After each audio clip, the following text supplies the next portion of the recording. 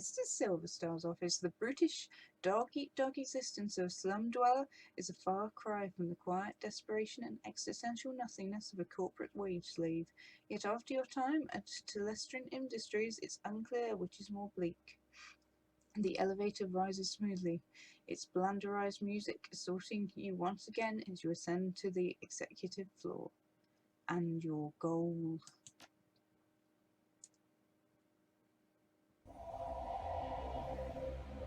Right. So here we go. It's the door we couldn't get through. Now we're getting through into it. Eric Silverstar. There you are. It seems that some of my best are letting me down, and it's good to see that you're displaying one of the most important of my 3 key values. Well, it's duty above all, right? He laughs. Well, yes, that is the first value, and I'm glad more than those outside of security follow it, and from a janitor no less. No, I'm speaking of my 3rd and final value of vigilance, which seems to be sorely lacking around here. Spelling, guys, spelling. We prefer building maintenance, sir. Of course you do.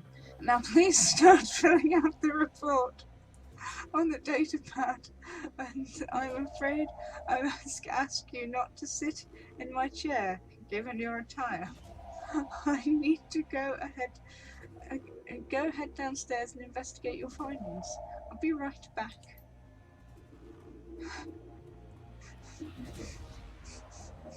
Oh man, that's the funniest.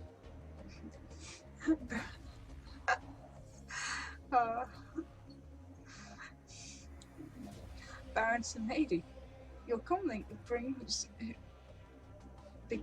beings to ring. Begins. Oh, spelling, guys. Your comlink begins to ring. You pick up. So these paintings must be what all those expensive deliveries were. We don't have much time. I'm tracking Silverstar, and he is already stepping off the elevator. I don't think your disguise will hold up much longer. I'll update you on his movements. Hurry, mon ami.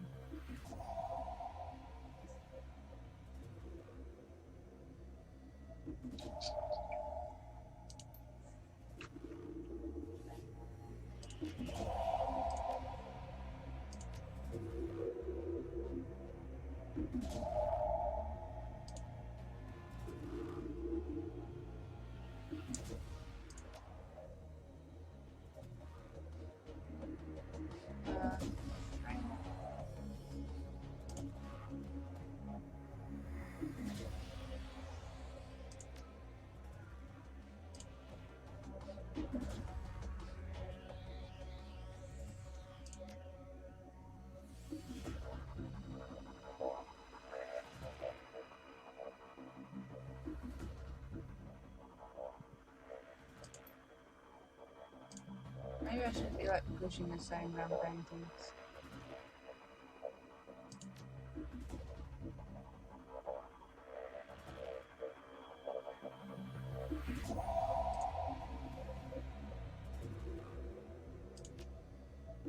Oh, Unity.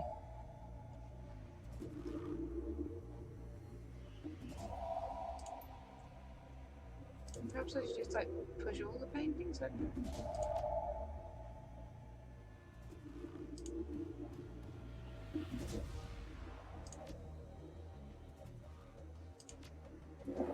Oh, yeah, that's what I should do.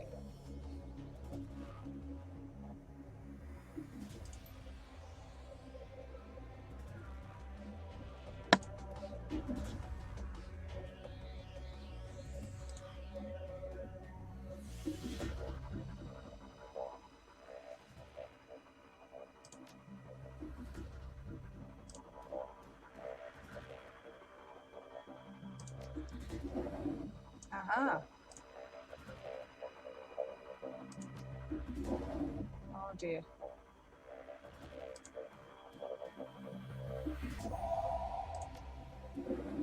So it's that one. It's that one.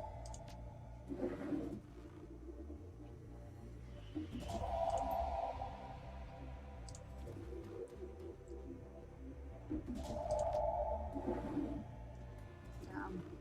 Oh no.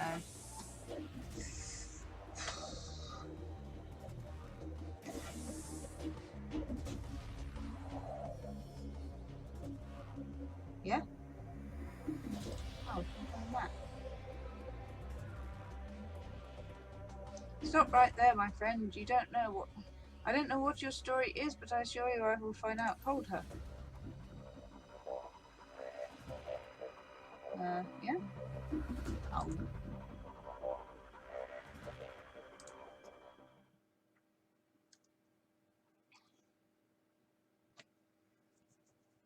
Took too long. Was there like a clue for it or something?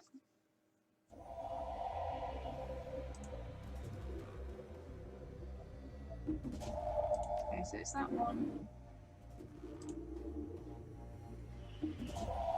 It's this one. I'm gonna guess it's the lighthouse. Okay, so he's questioning people. Basically, there's no point reading out every thing he says. Oh, is that the corridor? Is it open? Yeah, it is open. The safe is a large DNA scanner on the front, most likely key to Mr. Silverstar. Okay. How the hell what do I do now? Anyway, find the ages. Okay. So I don't know what to do. Oh, okay. Look at this. Pick up the half-smoked cigar.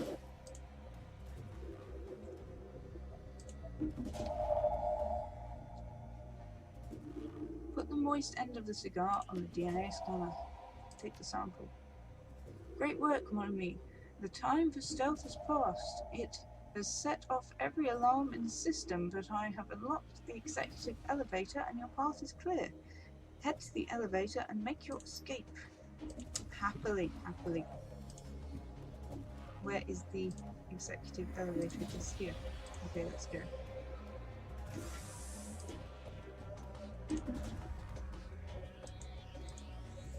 Hey, this is a restricted area. You can't go in there. Yes, you can.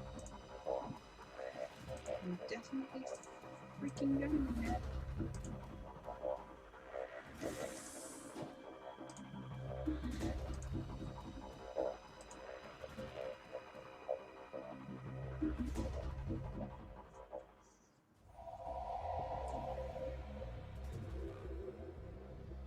Oh. McCluskey.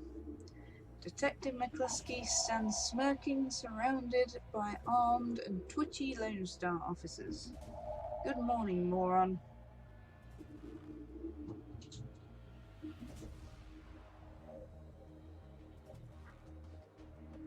Good morning. I go with, what do you want, McCluskey? The smoking stops. What I want is to take you into an alley and come out alone. But there's someone who wants to meet you, so we're going for a little ride. Mr. Celestian wants to meet you in person.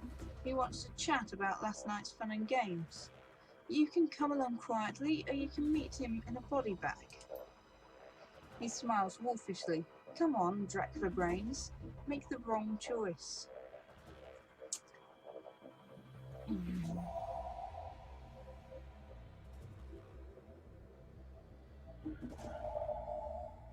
I'm going, but one day you and I are gonna go round and round, McCluskey. I'm counting on it, asshat.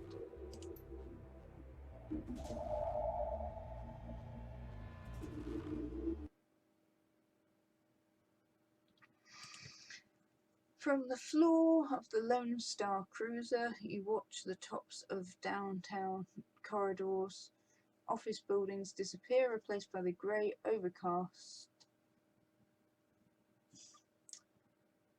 over the 190 bridge. Okay, that's what it seems to say. The nylon restraints binding your wrists and ankles, along with McCluskey's whistling to the radio, make for an unpleasant ride. A half hour later, the cruiser hits a whisper-smooth patch of road, and a magnificent mansion fills your view. Its design a blend of old-world finery and elvish grace. The car pulls up to an abrupt halt, and you're dragged onto the driveway where McCluskey pulls a nasty-looking knife and cuts your bonds. You look up to see you're surrounded by a squad of green-clad ghosts, special forces troops from Tier 10 gear.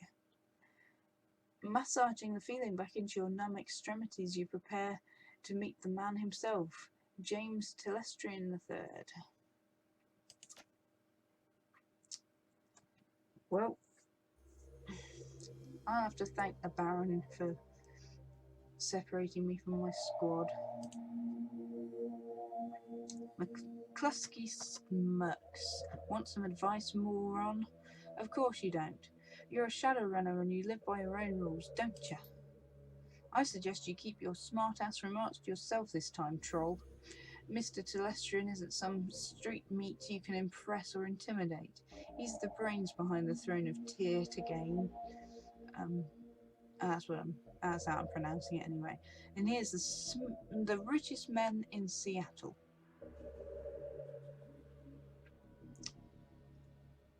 And he holds your leash, right, McCluskey? And you his lapdog? His eyes say, I'd love to kill you now, but his mouth continues to smirk. I got one of the richest and most powerful men in the Pacific Northwest taking care of me, dumbass. What you got? Go with free will. You're dumber than I thought. Enjoy your chat. I'll dispose of your body later.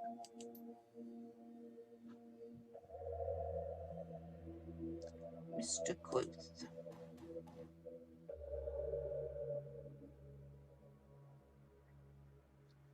The fussy elf, with the air of a Victorian butler, studies you from toes to horns before he speaks. He doesn't like what he sees. Wow, he's got red eyes. Well, he's very devilish, isn't he? Mr. Quoth. Mr. Telestrian is expecting you. You will find him in his office.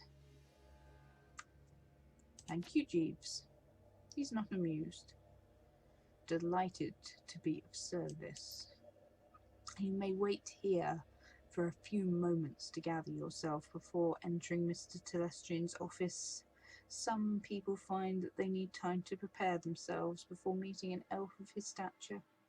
However, the upstairs is off limits to you and the library is occupied at the moment. Do not tarry, though. Mr. Telestrian is not one to be kept waiting.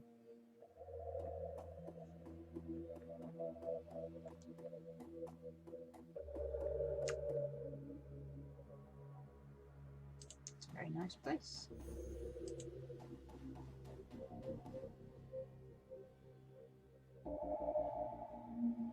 Algernon. How is Algernon? Algernon? There is a twinkle in Algernon's eye that wasn't there when you spoke at the Seamstresses Union. It's good to see you again. There is much to be done.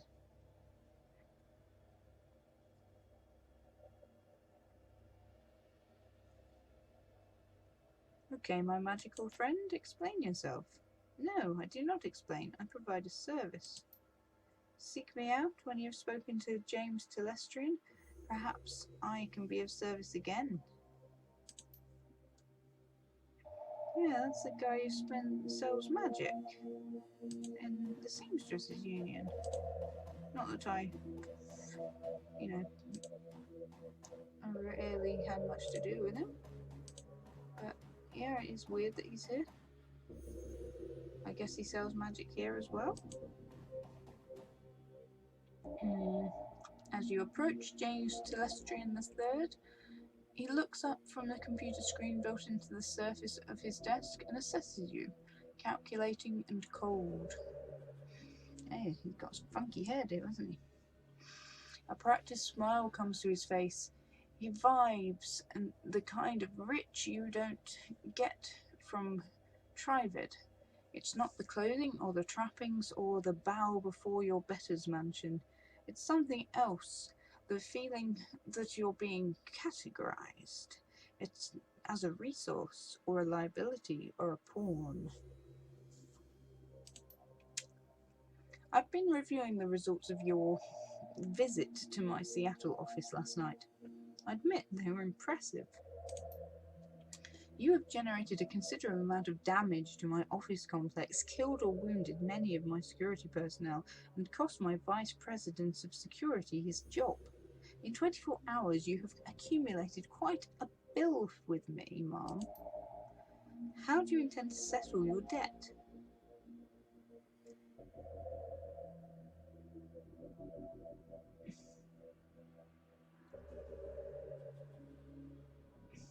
Would you take a check? I understand humour. I do not appreciate it, but I understand its uses.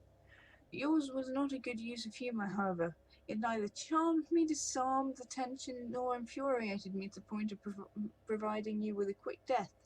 Before you attempt any more of your lowbrow monkey shines, I will lay out your tactical situation. You have one piece of information which you might use as a bargaining chip in the little time you have left to live. Why you took what you took. I'm interested to know why you and your team of criminals fought your way through my security teams up to my private office to access the Matrix and uncover the location of a sample research project.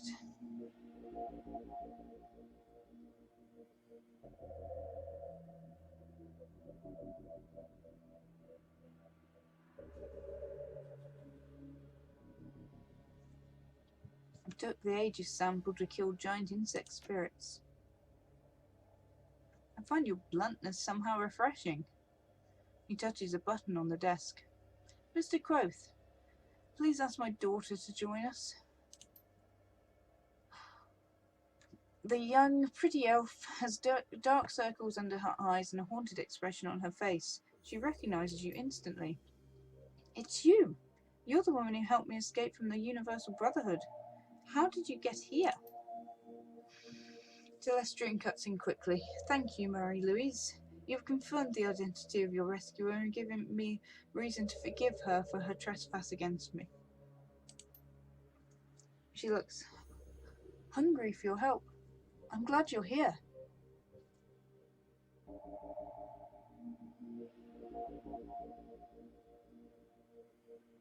Glad to see you're okay, Marie-Louise. I'm not okay. I can't sleep at all. I'm afraid that this is a dream and that I'll wake up there and still be with the bugs.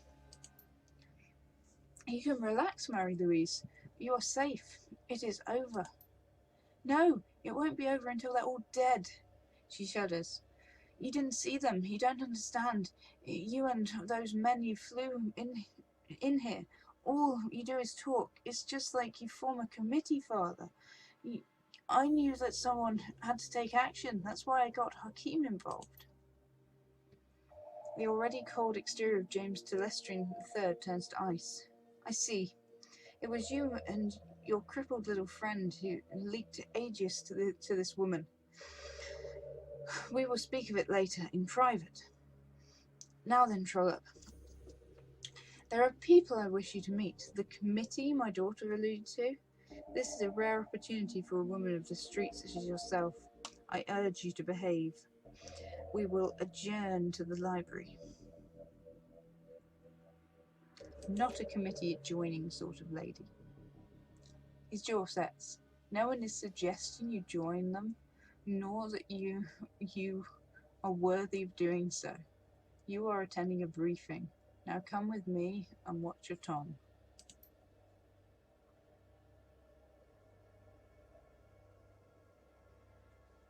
There is a weight in Telestrian's library, a sense of magnitude and of purpose. You are no longer in the presence of mere wealth, you are in the presence of history. Lady and gentlemen, this is Trollop. She is the troll who saved my daughter and the only one who has faced our common enemy in combat. Her Brackus, or Brackhouse, what does the representative of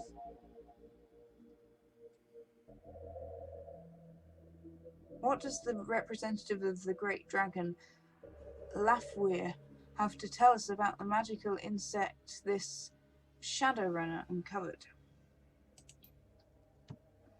Brackhouse speaks slowly, with a deep, melodious German accent.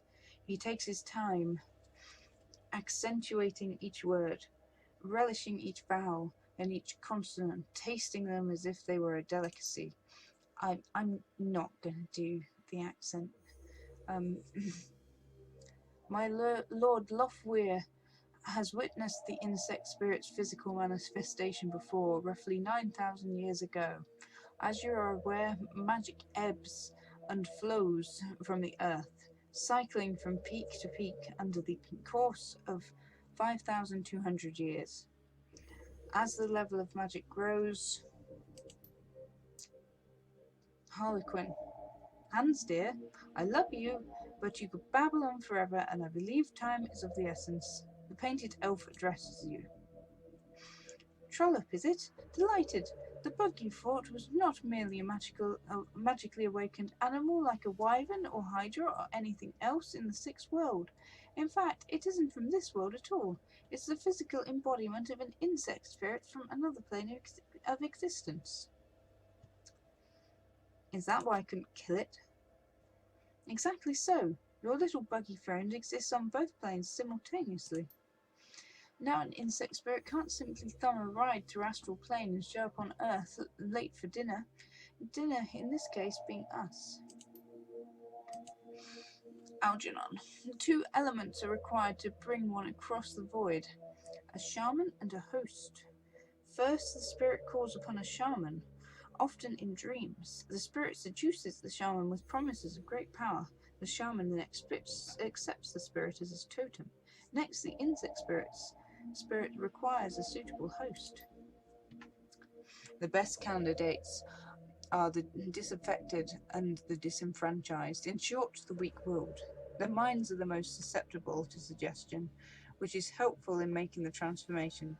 As you may imagine, these are the sort of people easily attracted to a cult, such as the Universal Brotherhood. Finally, by performing what has to be a truly disgusting ritual, the shaman serving the insect totem implants the spirit into the host, willingly or not. Then it's feeding time. Harley Quinn is correct. The spirit will then slowly consume its host while transforming it into the spirit's own insectoid body, thus manifesting itself fully on the plane.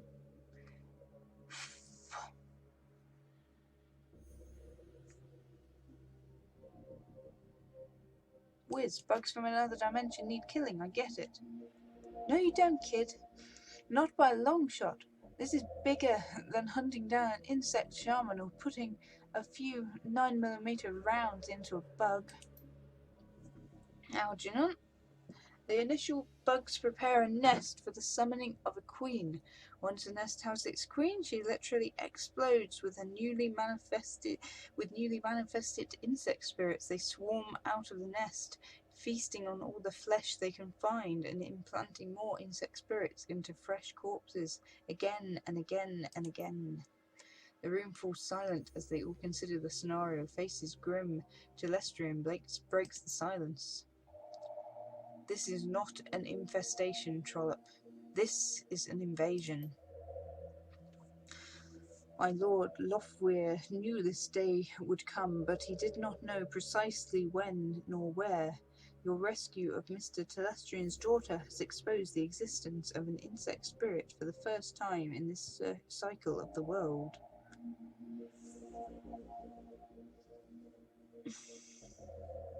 Then why don't you just fire a cruise missile at the Brotherhood and call it a day? You have engaged the enemy. You know why. The insect spirit is only a resident in the transformed host body. Conventional weapons can hurt the body and expose the spirit, but the spirit itself exists on two planes. It cannot be destroyed by mundane means, hence Project Aegis. Her Telestrian's biotechnology and agricultural divisions worked with my lord Lofweir's thaumaturgical engineers and designed Project Aegis to destroy an insect spirit once it is released from its host. The formula, a fluorescing astral bacteria strain, exists in the physical and astral plane at once and can thus affect the insect spirit. Oh, it's a bit complicated. Now, that was a mouthful. Did you memorize it, or are you reading it off index cards? I sure am. My director of R&D, Diane Ravenwood, will explain how Project Aegis will be used in the field, Dr. Ravenwood. Okay, our weapon specialists have rapidly prototyped a delivery device for fluorescing astral bacteria strain.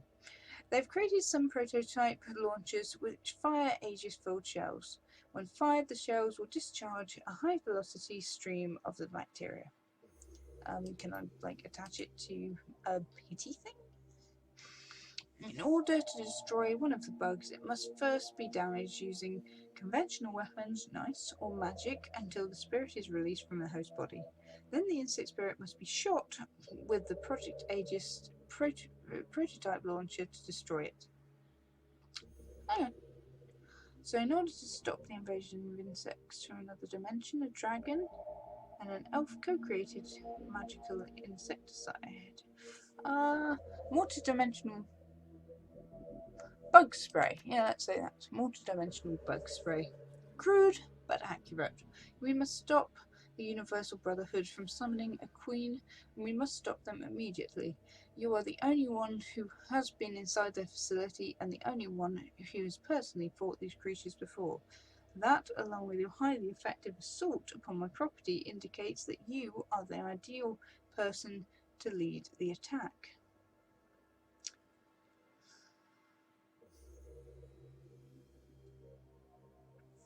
Glad you're convinced, because I'm not. No one's ever used this magic bug juice before. The painted elf grins and his red lipstick catches the light. We're foregoing the clinical trials in favour of field testing the formula. Come on, kid. When fate taps on your shoulder, you gotta pay attention. Unfortunately, she has the nasty habit of tapping you on the opposite shoulder, so that when you turn around, she's on your other side, giggling like a deranged schoolgirl. I hate that. Enough! Are you willing to undergo this mission, Trollop?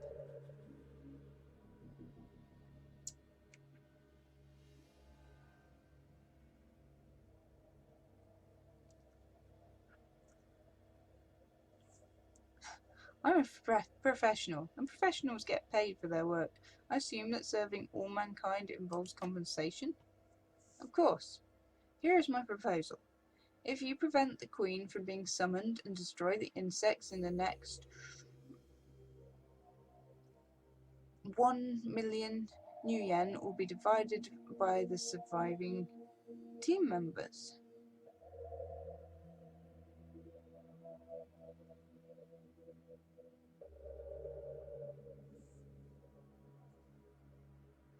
Come on, Mr. Telestrian, stretch those philanthropic muscles of yours and toss a little more money into the shadows. How much is this plane of existence worth to you?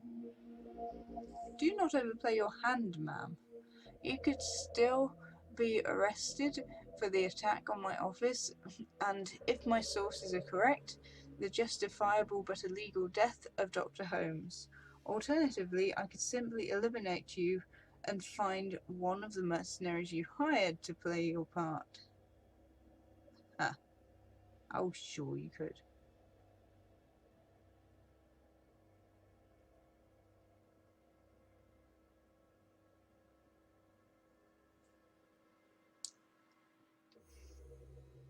Don't have corporate etiquette. Fine, I graciously accept your offer.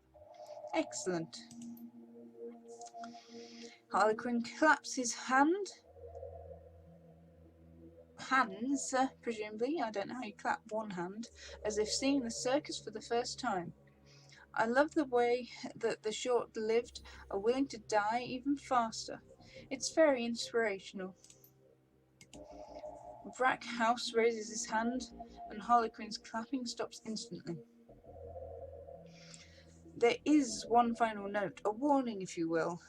You have seen the danger the insects represent, but you have not witnessed the shaman's power. The shaman must tap into a powerful source of magic in order to summon a queen. We do not know what abilities that power source will grant. Beware of the insects, but do not underestimate the shaman. Oh, I've received 10,000. Okay.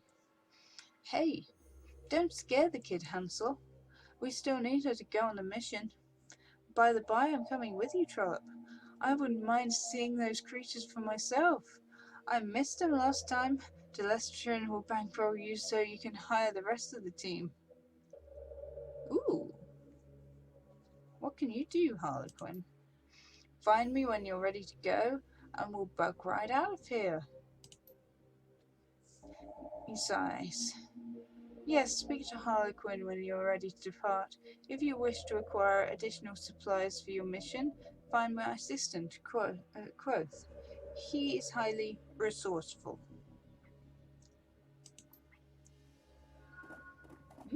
Nice.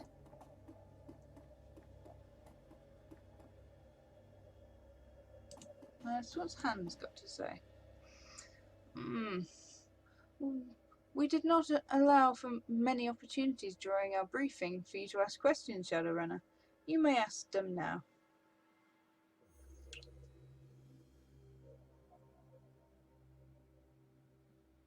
If this was foreseen, why didn't you move faster? Based upon the previous cycles of magic, the first insects are not due to appear for another 700 years. My Lord Lothweir believed he was well ahead of schedule. Something is different this time. It is concerning. Why do you think it's different? Perhaps it is due to the population of humans and metahumans on Earth being so much higher than in previous ages. As a result, the volume of magic created by sentient beings is correspondingly higher, or perhaps it is the density of the population coupled with the advances of society and technology that has altered things. Magic has never returned to a world like this one before. The density of sentient creatures coupled with the density of information, coupled with a new concept, the technological persistence of memory, heightens a society's existential angst.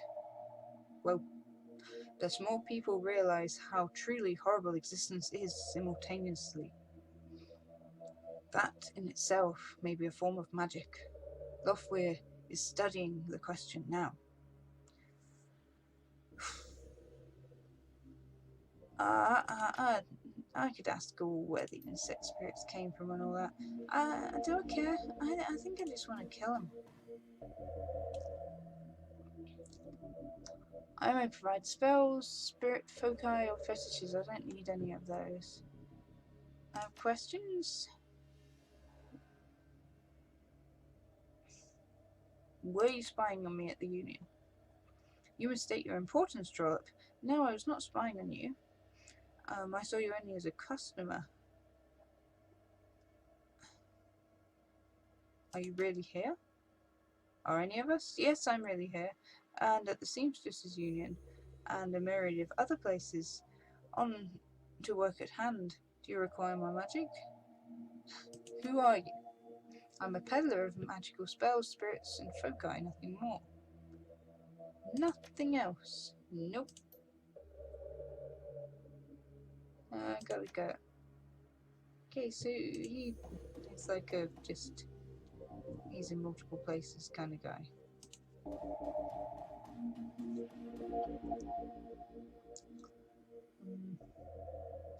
Why was Mary Louise taking the Universal Brotherhood? Yep, that's more interesting. That's an actually interesting question. I'm not sure. The host for the Queen is chosen very carefully, as the interactions between the Queen and Lead Shaman are critical. A family connection between the two roles is ideal. Obviously, there is a blood connection between my cousin Lynn and my daughter, but I do not believe Lynn is the shaman. That would be Jessica Watts.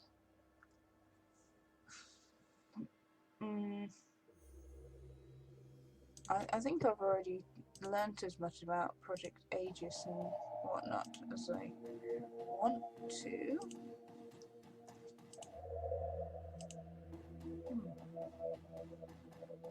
Oh, let's talk to Mary. I was listening. It sounds bad. Yep. Thank you for everything. Piece of cake. I don't think so, but thanks for the reassurance. You look like you have a question.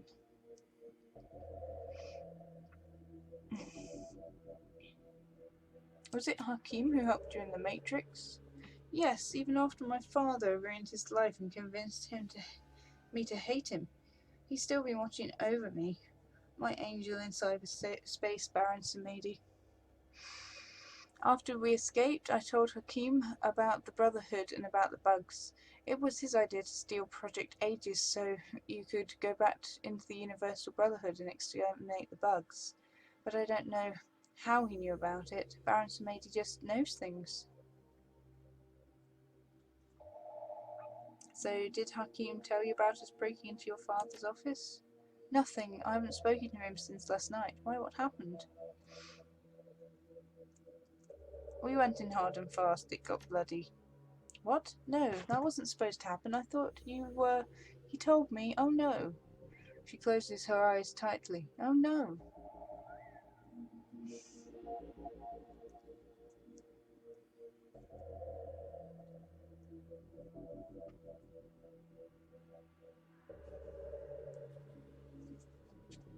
Yeah, pretty much his fault. You know, you were supposed to get everyone out of the way.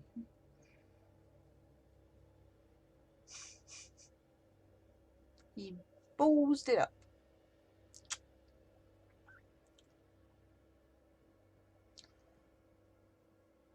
What did Lynn Celestrian and the Universal Brotherhood want with you? Aunt Lynn was very excited to have me there. Almost manic. She talked about the inner circle and how I was going to be at its centre. She said I would be their queen. The way she spoke, it was as if she'd seen God or something. Her eyes close and she hugs herself tightly. But it's not God she sees, it's bugs. Only bugs.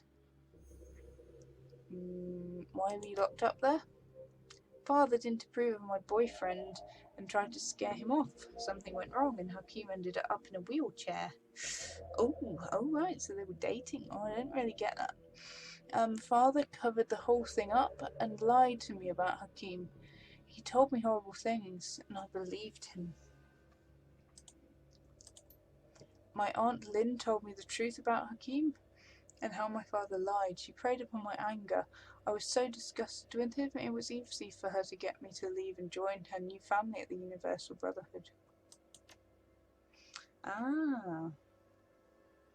Right, that was actually interesting.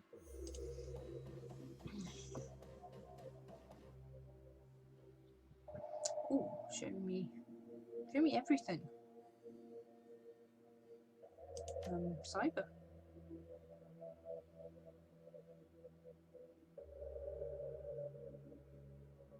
Show me what you have.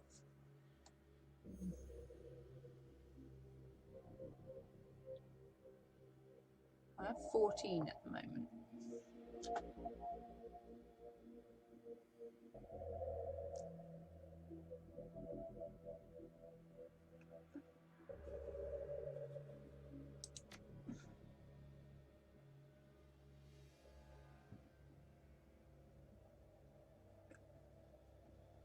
So that's just a slightly different type of arm, which is more expensive and adds a bit of strength as opposed to hit points.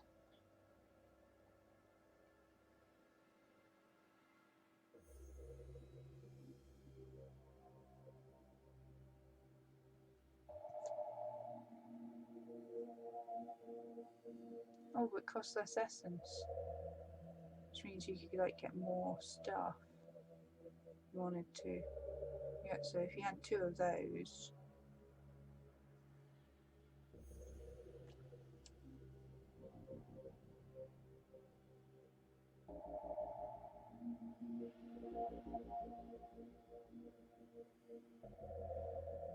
so what's the eye I've got at the moment? 3% chance to hit. That gives you 6% chance to hit. So we could get one of those and that would give me a better chance to hit.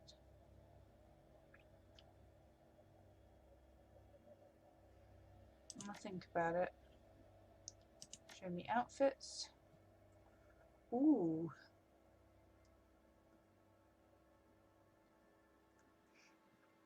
That's 2,000 for the really good street armor.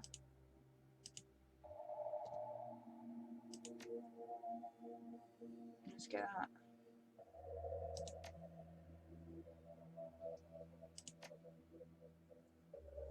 So that's only on 4, so let's have that.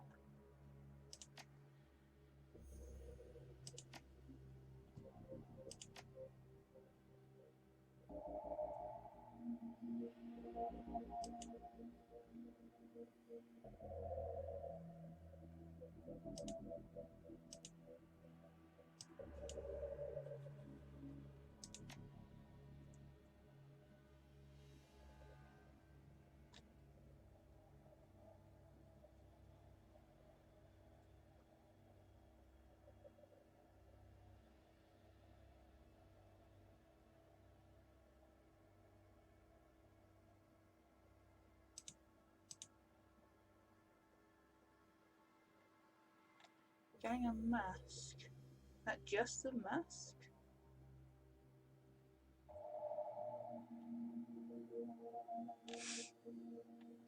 Oh, look at that armor. You dress as a little bunny.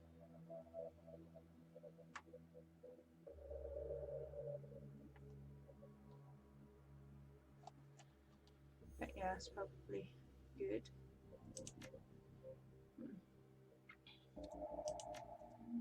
Show me gear.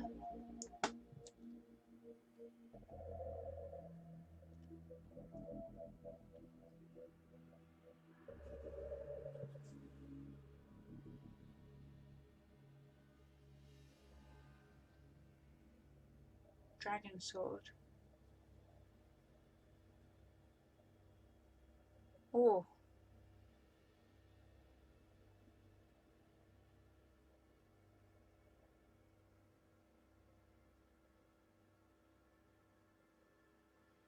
Nice.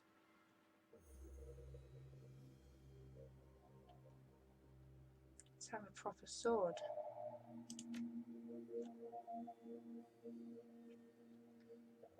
Shotgun. Let's see about shotgun.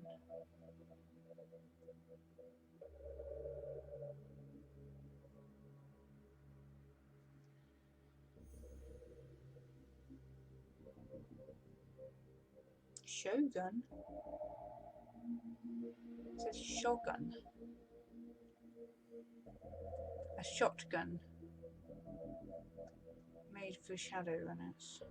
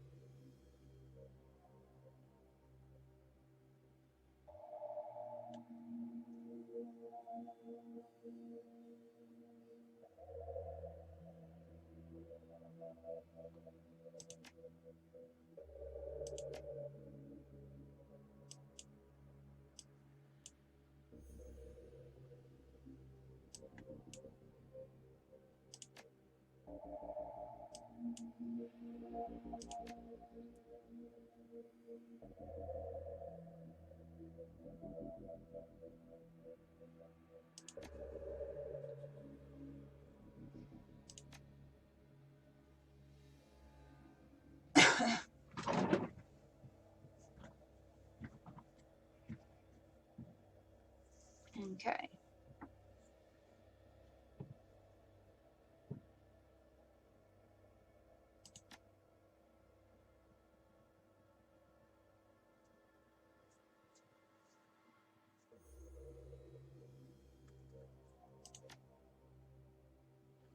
Let's save.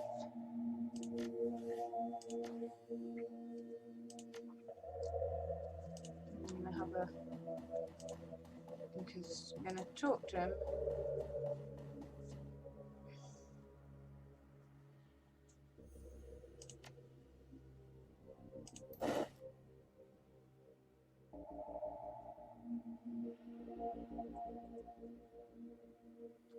Ooh.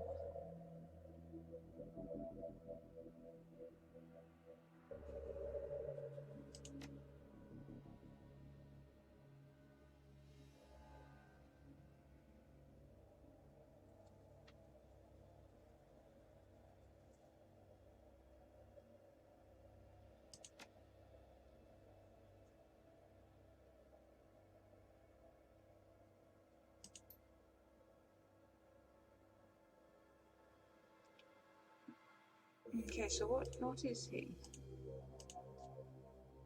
Huh? Oh, he has a dragon sword as well. And he has the Aegis launcher and a dragon sword. And I have a dragon sword and the Aegis launcher. So whoa. Yes. Cool. His skills are close combat. And a bit of range combat with a shotgun. So he's very similar to me.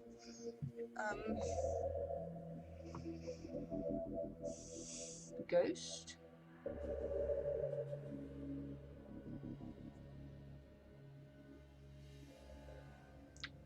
Obviously they want me to take this ghost person.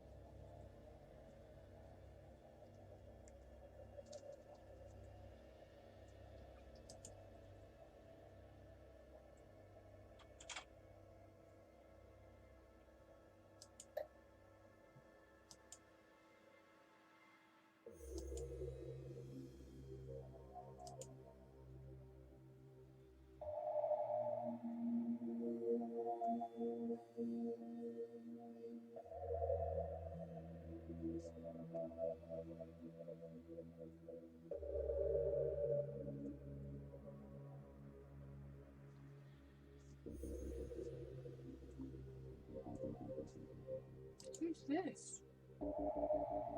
Mother Machine.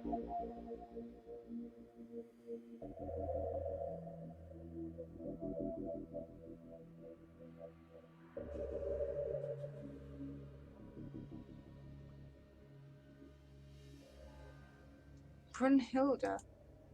Cool.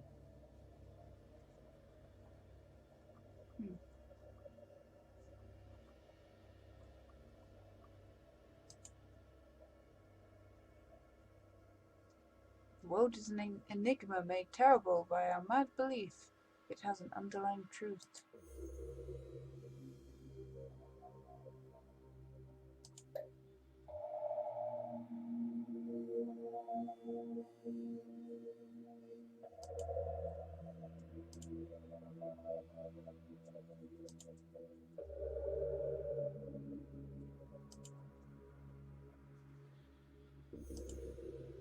Winterhawk's rubbish.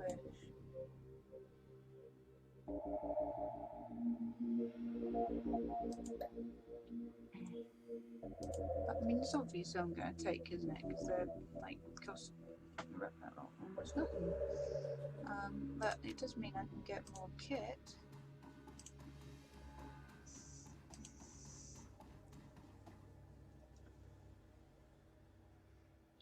Okay, cyber installed. Show me what you have. So I can get that. other eye that would give me 6 vision rather than 5, and I can get this arm type. Which one? Is it either?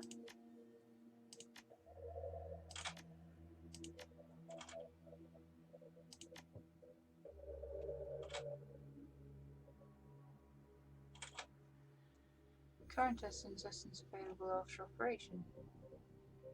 Confirm.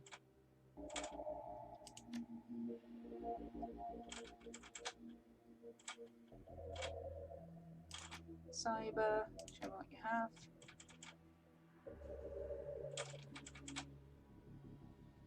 Current essence. So there's nothing available to me.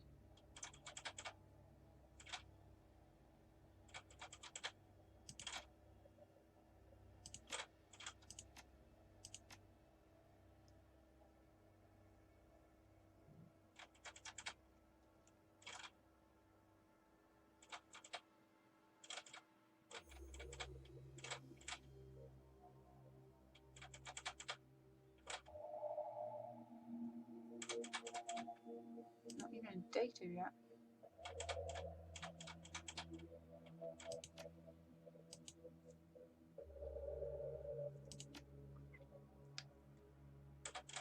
Okay, show me the gear.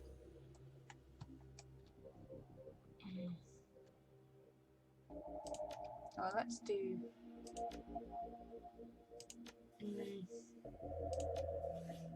Spend the karma.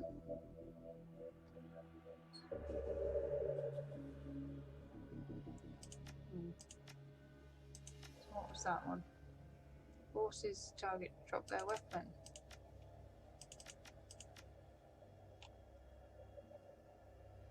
Wow. Could up the strength if I wanted. So the ranged combat?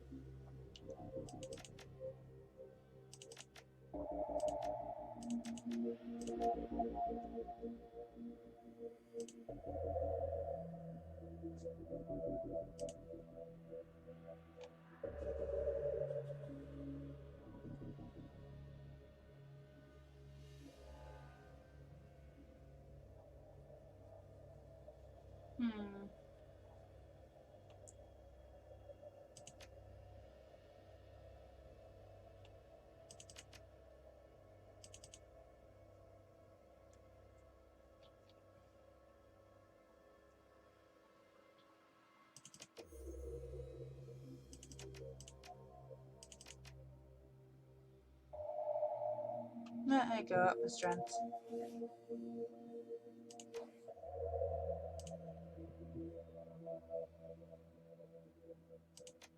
Show me gear.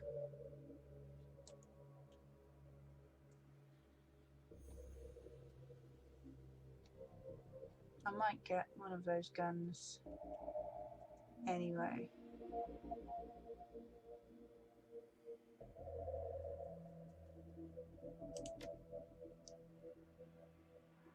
Even though I can't use it.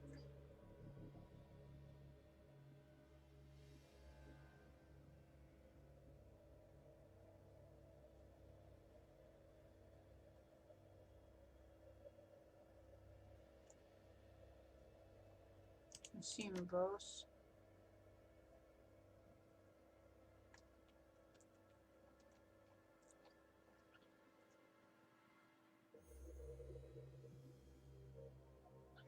Heals you and any team member.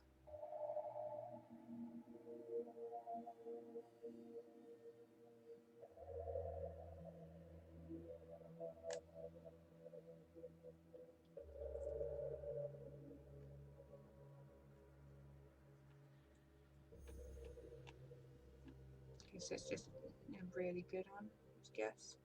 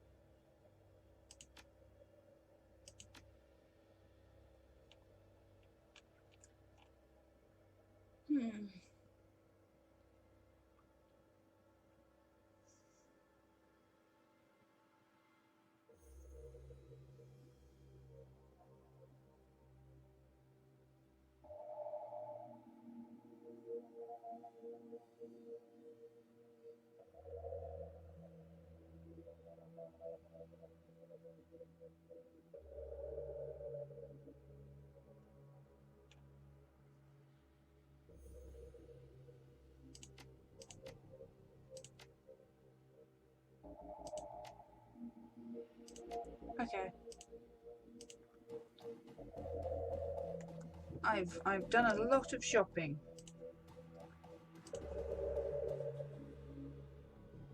Okay, let's go. Ooh, I hope I haven't actually spent all the I can't actually afford anyone else. Yep, I pretty much spent all my money. So yep, totally going for Universal Brotherhood, but I'm getting like millions at the end of this mission, so it's fine. Thank you to my epic patrons who make videos like these possible. If you enjoyed this content and would like to see more, don't forget to subscribe.